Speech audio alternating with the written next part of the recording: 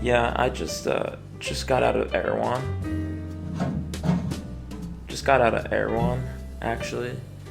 Sunny day, beautiful day here in the hills. Probably gonna go to Core Power after this, and then Nobu. You look gorgeous though. What is that? Is that? Oh, that's Lululemon. Oh, oh, that's cute. That's really cute. Well, anyway, I have to go get my G-Wagon and go be hot and rich with hot and rich people. We would love to invite you to Nobu next time, but just not looking like that. I mean, it's clear to me you didn't get the memo, but we don't do poor people around here. I'm not taking this off, by the way. Alright, we're gonna shit on aloe while wearing aloe, as the founding fathers intended. For the record, I wasn't even planning on making this video, but then I got an email from Aloe in the aftermath of the Los Angeles fires, in which they're offering a 90-day free trial to Aloe Moves. Because as we know, when your house gets burned down, the thing that you need most is a free trial for a yoga app. And that really set me over the edge. So here we go. Aloe. It stands for air, land, and ocean, apparently. It's the athleisure of choice for Instagram models and influencers the world over. The cooler, better-looking cousin of Lululemon, which has seen a meteoric climb to the top of the industry in the last 5 years, taking a big bite out of a multi-billion-dollar market. But between the sleek stores, or sanctuaries, because they call their stores sanctuaries, and an unending stream of sponsored content, questions have arisen. Questions like, why are these sweatpants falling apart after 3 washes?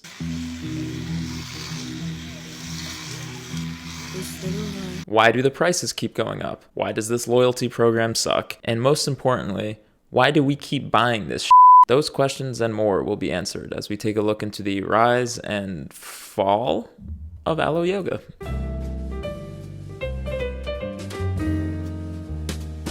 Let's begin at the beginning. In 2007, Aloe Yoga was founded by Danny Harris and Marco DeGeorge, 2 childhood best friends who, according to them, discovered yoga after DeGeorge suffered a back injury and Harris started having problems with anxiety. They also, at the time, were running a clothing blanks company called Bella Plus Canvas, which the two began when they started screen printing shirts out of their garage in 1992. And they still own and operate that business right next to Aloe. It's housed in the same company called Color Image Apparel.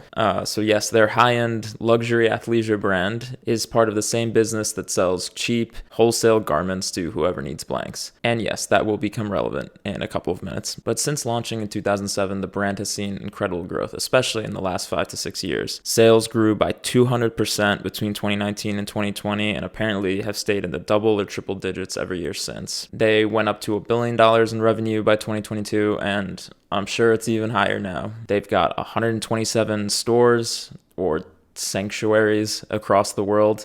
And I know because I counted them by hand on their website. Please like and subscribe. So all else to say, Aloe's, they're doing pretty good, all right? They're doing pretty good. They're still everywhere on social media. They've got a loyal fan base waiting with bated breath for the next release of the same clothes they had before, but in a different color. Because when you have a pair of sweatshirt or leggings that you like, what you need is a slightly different shade of beige. But if we take a closer look, there's a couple warning signs that our friends Danny and Marco might want to pay attention to. Signs like this, for example, showing that retention, aka returning customers, is way lower among Aloe buyers than among Lululemon buyers. Apparently, people are going into Aloe stores, and I'm not calling them sanctuaries. They're going into Aloe stores, buying maybe a few things, and not coming back. And why is that? Why is this brand having that problem? Well, that's probably a complicated question, but let's start with the easiest culprit. The quality issues with this brand are so well documented, you can literally find hundreds and hundreds of angry customers on all corners of the internet complaining about their new Aloe apparel falling apart after one wash. I personally never put any of the stuff I own from them in the wash because I'm not letting my $140 sweatshirt turn into a fuzzball after 1 or 2 washes. And trust me, I learned that lesson the hard way because I got a shirt from them, put it in the wash and then the dryer, and it literally came out looking like a rag, and not a nice rag, a fuzzy rag that looks gross. But yeah, probably the most commonly reported issue with their clothes is pilling, which is basically where little pills of fabric start forming on the clothes because of just friction or daily use or washing. I've noticed this problem myself. This sweatshirt is having that problem. All the pairs of sweatpants I own have this problem.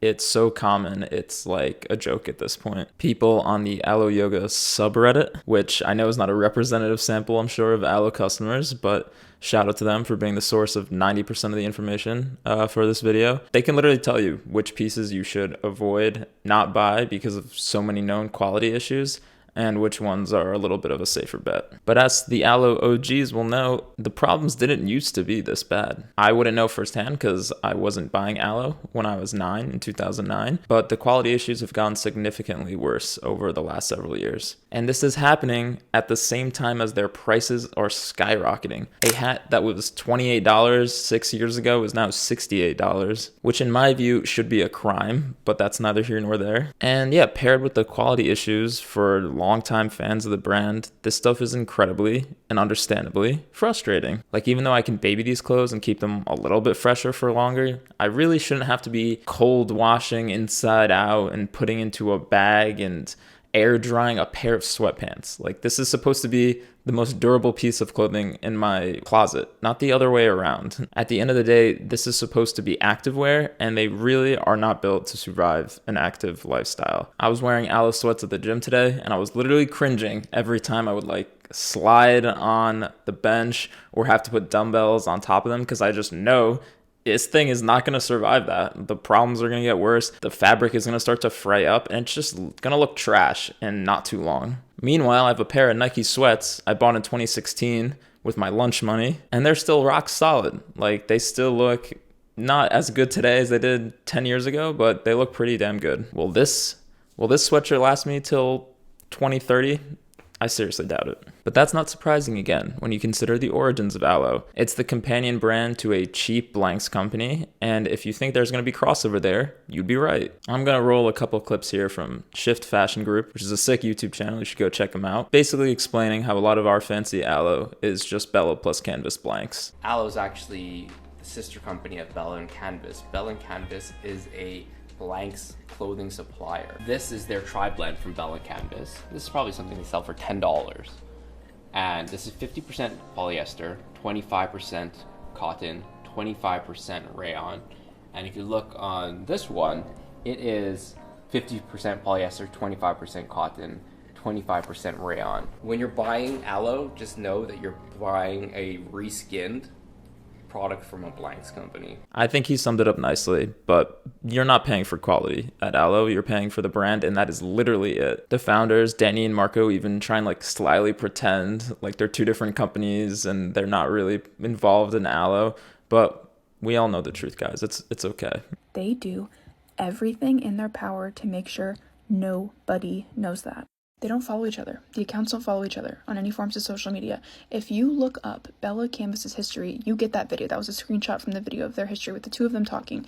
If you look up Alo Yoga's history, their names are attached to nothing. If you don't believe me, look at this direct screenshot from their website. Alo began in Los Angeles in 2007 because the founders... But wait. If you're not paying for quality, why are you paying so much for the brand? So in the earlier days of Alo, they really leaned hard into yoga culture and being a yoga brand and yoga influencers and all that. This will probably come as a shock to no one, but I don't exactly have the physique of a yoga god. So if I goof any of the lore here, I'm sorry. I went to one core power class once, and I almost died. So yeah, I'll embarrass myself again soon, but take it easy on me. Anywho, as Alo was on the come up, they did a lot of partnerships with yoga influencers and yoga teachers. They still, I think, offer a deal if you're a yoga teacher for a discount for some clothes. Their website is replete with references to mindfulness and yoga principles. But the positive feelings that Alo has for the yoga community is not always been reciprocated. In 2018, a situation came to a head where a lot of yoga people were really turned off from the brand for good. It came as Alo was acquiring the yoga app Cody, which was rebranded into Alo Moves, the app I mentioned at the top of this video. Alo got into a legal battle with one of the creators who was making yoga content for the then Cody app. And low-key, Alo was probably in the right in this whole thing, so I'm not going to recount the whole story, but basically, This whole episode just underlined the fact that Aloe is a company. It's a corporation and a brand, and it doesn't value body positivity or peace or compassion. It values money, and the way it makes money is by cultivating an aura of exclusivity, and let's be real, by being a brand for the rich and skinny. And I'm trying not to die of cringe here, it's an it girl brand, and it's built that reputation through one of the most robust influencer marketing programs that we've probably ever seen. I mean, let's remember now, this brand really only started to pop off once paparazzi photos of celebrities like Hailey Bieber, Bella Hadid, or your favorite Jenner / Kardashian were seen wearing the brand out and about in Beverly Hills or wherever else in LA. Since then, Aloe has fully integrated influencers into their marketing strategy. On every page of their website, you can see a carousel of your favorite influencers and celebrities wearing Aloe, so you can directly buy the things they're buying, or wearing, I guess, because they didn't pay for that. As a matter of fact, they're getting paid to wear it, so whatever. But yeah, I want to read you this quote from Chip Wilson, who's the founder of Lululemon and a certified weirdo, but I think he sums up Aloe's marketing quite succinctly. I think the definition of a brand is that you're not everything to everybody. You've got to be clear that you don't want certain customers coming in. Now listen, Chip caught a lot of flack for going full mask off here, which as he should have. But you know what? He's being honest. These brands like Aloe, are selling a fantasy, and influencers are a big part of that fantasy. They want you to see them as a brand for the rich and snatched, so that way you go into their stores and buy something to feel rich and snatched. It's a fundamentally exclusionary strategy, and it's nothing new, but if you're wondering why you're paying $130 for a hoodie that probably cost $8 to make, it's so that way they can pay for those sweet IG posts, baby. You are far more likely to see Aloe being worn on the way to Trader Joe's or in Starbucks than you are to see it in an actual yoga studio. It's become athleisure in the true sense of the word, which means more influencers and less yoga influencers, if that makes sense. Also, apparently the Lululemon guy hates the term athleisure. As he says in this quote, to me, athleisure denotes a non-athletic, smoking, Diet Coke drinking people in a New Jersey shopping mall wearing velour tracksuits. Too much leisure, too little athletics. Well, as a Diet Coke drinking person from New Jersey, Chip, let me tell you, from all of us, from the bottom of our hearts, go f*** yourself, you little Maybe if you weren't so weird, you wouldn't have gotten kicked out of your own company, bro. But I digress. If the clothes are low quality and the brand completely derived from influencer marketing, why do we keep buying this? At the time of this recording, my email inbox is being flooded with emails from Aloe, emails offering me priority access to the latest color drop, charcoal green. It's a quite earthy and sophisticated hue that, if we're being honest, just looks like black to my blind ass. Releasing new colors of the same clothes that you've already released is probably the cheapest, laziest way to get repeat customers. But my God, do these people have it down to a science. Again, I know Reddit isn't a representative sample of Aloe customers, but people, man, are frothing at the mouth for the latest color. Do we have any pics of mushroom yet? Wondering this as well. I have a feeling it will be somewhere in between oat milk and gravel. Listen, no shade to any of these people, okay? I'm not yucking anybody's yum here, but I just need to underline how dedicated this core fan base is to this brand. These drops sell out quick, and the next color is never more than a few weeks away. And again, I think some of this is cool, like sweet pink for Valentine's Day. That's sick. That's cool. But like, how many flavors of beige and gray can we possibly consume, man? And this raises another issue with Aloe, which in every single way besides price, it is a true fast fashion company. Every new style, collection, color is a low quality release that you're meant to wear for a month until the next version comes out next month, which is slightly different. They have cultivated a brand that is truly designed to keep you on the treadmill, so that way you keep buying and buying the same stuff over and over again. It's a figurative treadmill, okay? It's not a real treadmill too, because apparently these clothes are not designed for people who actually work out. And their whole ecosystem is designed to support this. I mean, they have possibly the worst rewards/loyalty program I've ever seen in my life. For every dollar you spend at Aloe, you get 1 point.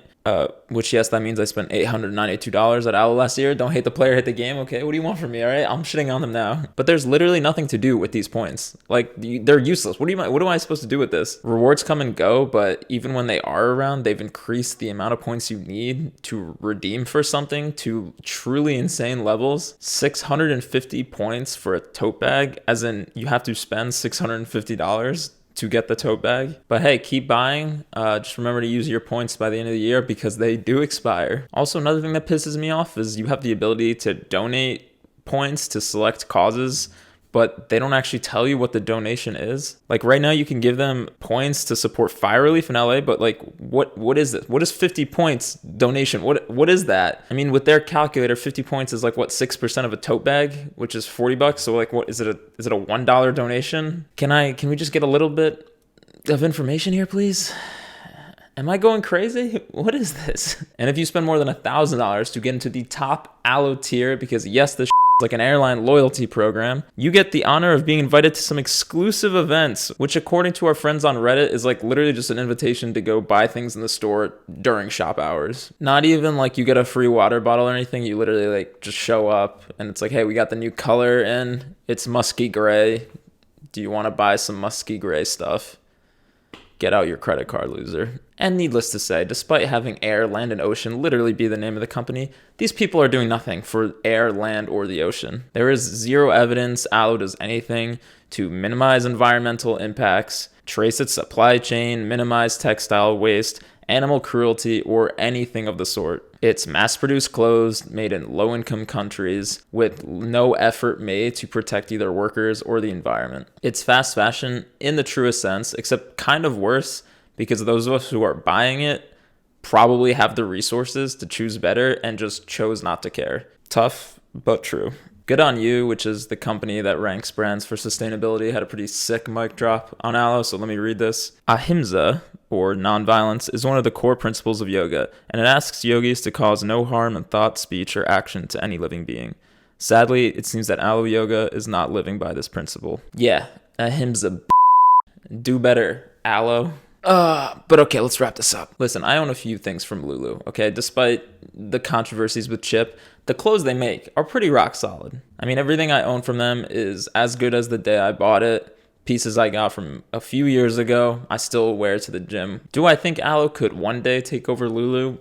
Possibly. But if their business strategy is to ship low-cost trash to a core base of customers with their only differentiation from competitors being the volume of influencer posts, they're going to have a problem. Especially since they're not just competing with Lulu. There's so many new entrants to the market. Vuori or whatever it's called, Gymshark, tons of new e-commerce brands. Hoping to be on the top of Trend Mountain is not a long-term business strategy. So hopefully they take a little closer look at their roots, go back to making higher quality clothes, or start making high quality clothes, I don't know. Actually live up to the yoga values that they so proudly espouse all over their website. And by doing that, maybe they can cultivate an audience that will actually stick with them through thick and thin, rather than an audience that's going to abandon them the minute the trend cycle changes and some other it girl athleisure brand comes into the zeitgeist. There are other issues too, like apparently their customer service is trash. People who have worked at their retail locations say it's like literally the worst job they've ever had. High pressure from manager, terrible working conditions, low pay, the full 9 yards. All of which sounds believable to me, but I'm not holding my breath that they're going to get addressed, quite frankly. But with all that being said, should you keep buying Aloe? I don't know. It's your money. I mean, you should do whatever you want with it. Just now you can't say you were uninformed. If you shop there, just understand the reality of what you're buying, which is really cheap clothes for a lot of money for a sick logo. And don't get caught up in the beauty standards that these people propagate, okay? Or the lifestyle standards either, all right? Not everyone's going to be a millionaire. And no matter what, no matter how you feel on your lowest day, just know that you will always, always be more attractive than Chip Wilson.